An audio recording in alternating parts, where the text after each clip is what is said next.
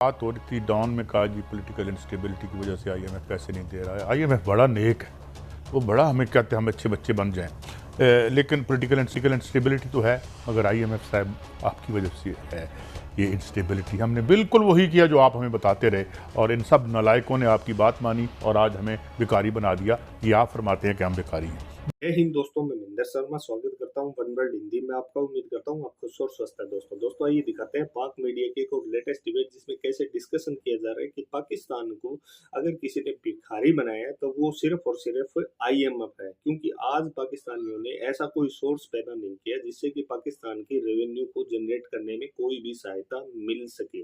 तो दूसरी तरफ कैसे आज पाकिस्तान के मीडिया वाले कैसे चिकन चिल्ली मचा रहे हैं और सीधा सीधा बोल रहे हैं कि पाकिस्तान के हालात अब ये आ चुके हैं कि अगर आईएमएफ से लोन आता भी है तो वो सिर्फ और सिर्फ कर्जों के सूद की अदायगी में जाएगा, ना कि पाकिस्तान के डेवलपमेंट पे या कुछ अलग सी रिसोर्सेज पैदा करने में। तो कहीं ना कहीं आज पूरे पाकिस्तान की मईशत तबाह हो चुकी है और पाकिस्तान की आवाम लगभग त्राहिमाम की स्थिति में पहुंच चुकी है और सड़कों पे पॉलिटिकल इंस्टेबिलिटी इतनी गंदा और विकराल रूप ले चुकी है कि पाकिस्तान में अब सड़कों पे तांडव होने लगा है और पॉलिटिकल इंस्टेबिलिटी की वजह से इमरान खान जैसे नेता भी कहीं ना कहीं पाकिस्तान में अस्थिरता लाने की कोशिश किए जा रहे हैं। तो दोस्तों देखिए डिबेट और कमेंट में अपनी प्रतिक्रिया जरूर दें।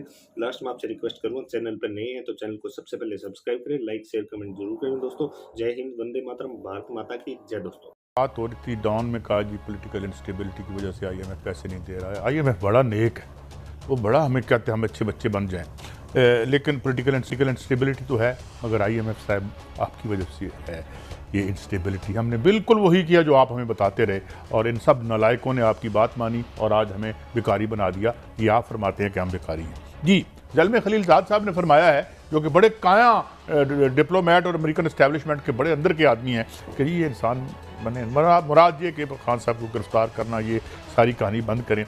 लेकिन भट्टी साहब मेरे पास एक खबर है, आज बड़ी एक मईशत के हवाले से एक शख्सियत से मिला।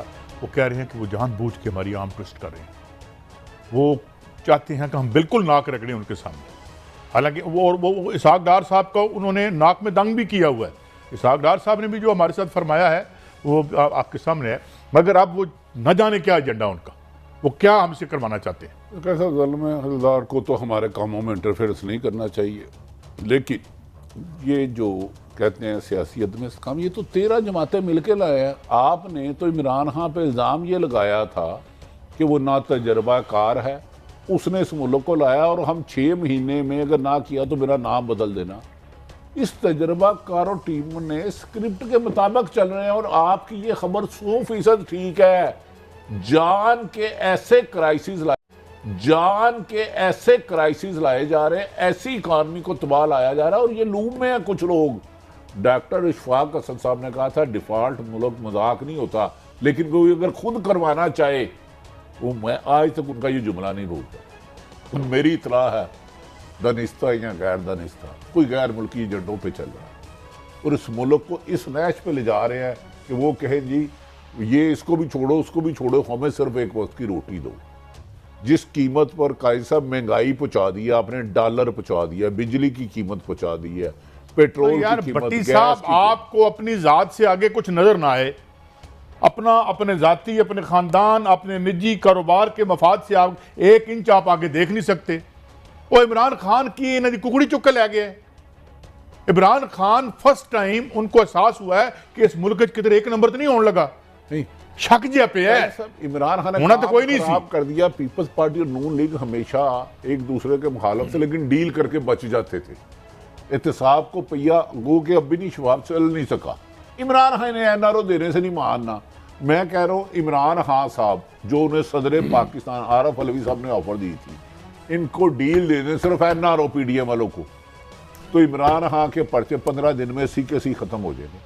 काजी साहब ये सौदेबाजी हो रही है। लेकिन मैं भट्टी साहब इन सबको एक बात कहता हूँ, तमाम स्टेक होल्डर्स को, जो मेरी राय है और जो बहुत अहम यहाँ के मैशतदानों की राय है जिनसे मेरा राब्ता भी रहता है, उनका नाम मैं इस तरह पूछे बगैर नहीं ले सकता, कि खुदा के लिए इन आलमी इदारों के सामने खड़े हों और अपने हमारे मफादात, अपने 2-2 टके की दुकान को बचाने के लिए लाए इस मकसद के लिए ऊंट ना ज़िबा करवा दें। काजी साहब मेरी सिर्फ एक गुजारिश है, मैं एक चीज का अहल नहीं हूं, आप मुझे साजिश करके बैठा देते हैं तो पाकिस्तान के लोगों, कुछ लोगों के बारे में ये अपनी बोटी के लिए दूसरे का बकरा ज़ाया कर देते हैं।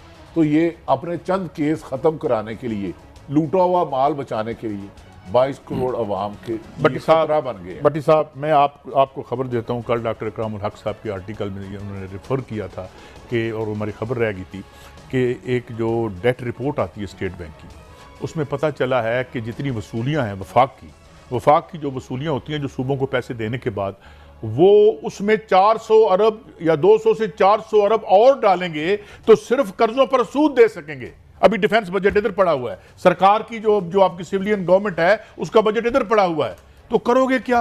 लड़ लें, इस तरह करें भट्टी साहब। ये जो है ना, जितने बाकी के शेल रह गए मेरे हैं भाई, ये चला दें ताकि पैसे आ जाएंगे। हुकूमत के लिए डिफॉल्ट होना इशू नहीं है, बिजली पेट्रोल की कीमत इशू, वो तो जरदारी साहब ने क्या दिया, डॉलर डिफॉल्ट होता रहता है, की होया? उनका है कि इमरान खान को सियासी मंजर से हटाओ, बस ये मकासद है। आपने जो IMF से नेगोशिएशन करनी थी, सारा जोर तो इमरान खान और पाकिस्तान तरीके साहब में मुकदमात पे लगा दिया। आपने 80 मुकदमे दर्ज करने की आपने तहरीर तो बना ली, एक IMF से डील नहीं कर सके इसाक डालर साहब और डॉर साहब, सॉरी माफी चाहता हूं। ये डीलें तो हमें इस अंधे कुएं में ले आई हैं भट्टी साहब। ये कादी साहब 23 डीलें की हैं इन्होंने। ये आए थे मुकदमा खत्म कराने, हुए कि नहीं खत्म हुए? PDM की क़यादत का बताया ना मुझे। रोज माशाल्लाह को बुरा भला कहते हैं, वो परवेज मुशर्रफ ने नहीं की थी डील, हर चंद के उन्होंने भी जो किया था हमारा बेड़े अब क्या, अब सिविल मार्शल नहीं है। लेकिन ये बात ये है भट्टी साहब, फायद ईसा साहब की खबर रह गई है, वो जो उन्होंने मीडिया से रिलेटेड की है। मैं हैरान हूँ कि उन्हें इतनी इनसाइड इंफॉर्मेशन किसने दी, और शायद का मैं अल्लाह ताला हम सबका ख्याल है। देखें, एक तो हम उन्हें अप्रिशिएट करते हैं और थैंक यू। हमारी उम्मीद तो अदालतों से होती है कि यार कोई हमारे राइट्स भी हैं, या सिर्फ इन जो शहजादों और शहजादियों के राइट हैं जो मर्जी कहते फिरें और धमकियाँ देते फिरें हमें।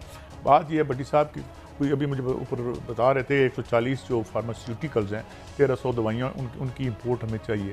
वो खुदा का वास्ता, वो अकल के नाखुन लो, क्या करोगे?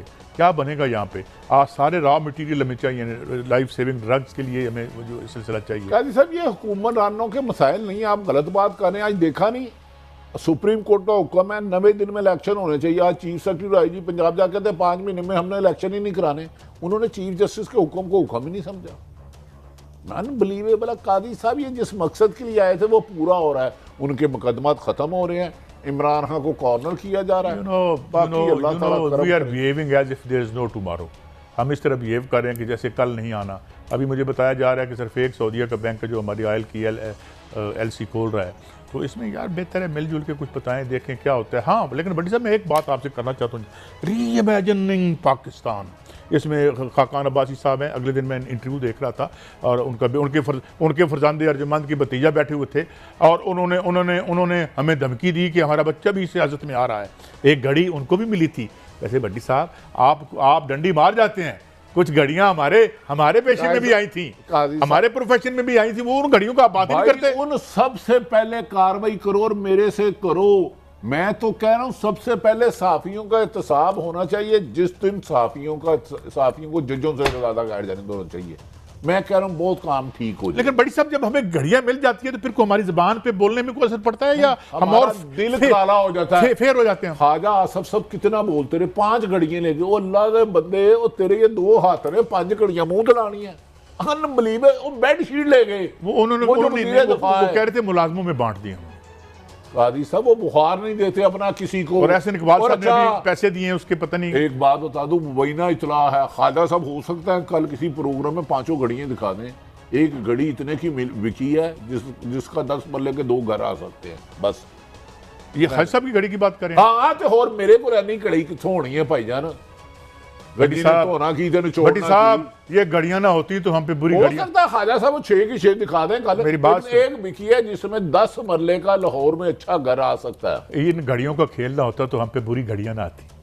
भट्टी साहब, इन घड़ियों ने हमें कहीं का नहीं रखा और इसलिए ये बुरी घड़ियां हम पर बीत रही हैं। नहीं, इनकी वजह से। लेकिन भट्टी साहब, मुझे एक समझ नहीं आता। अच्छा, तोशाखाने का बुखार सारी PDM का खत्म हो गया, क्योंकि उस हमाम में तो सारे ही नंगे निकले, वो कोई लीडर ही नहीं है। अच्छा, जो गाड़ियां ली आप ले ही नहीं सकते, यानी गाड़ी तो आपको अलाउड ही नहीं है। वैसे एक सरदार सिकंदर याद हुआ करते थे प्रेसिडेंट, अल्लाह ताला उनको सेहत दे, मैं उनको वेयर अबाउट्स आजकल तो नहीं जानता, उनके पास भी एक मर्सिडीज थी, न जाने वो कहाँ चली गई। वैसे उसका एक क्लिप पड़ा हुआ है टीवी पर, अगर कोई देखना चाहे ढूंढ के। नहीं, मर्सिडीज तो सुना है जरदारी साहब और गाड़ियाँ तो सुना है नवाज शरीफ और जरदारी साहब ने भी ली हैं। अच्छा, पता नहीं, हो सकता है रेंट पे ली हो, मुझे नहीं पता, लेकिन सुना है वो गाड़ियां भी इनके पास नहीं है, ये भी सुना। भट्टी साहब, ये हमारी सियासत है, ये कोई लूट सेल, चलो सेल में तो फिर पैसे देने पड़ते हैं, हाँ इसमें भी तो देने पड़ते हैं, लेकिन जाते जाते मैं एक बात जरूर कहूंगा, वो ये कि क्या कोई ऐसा खाना है जहां आटा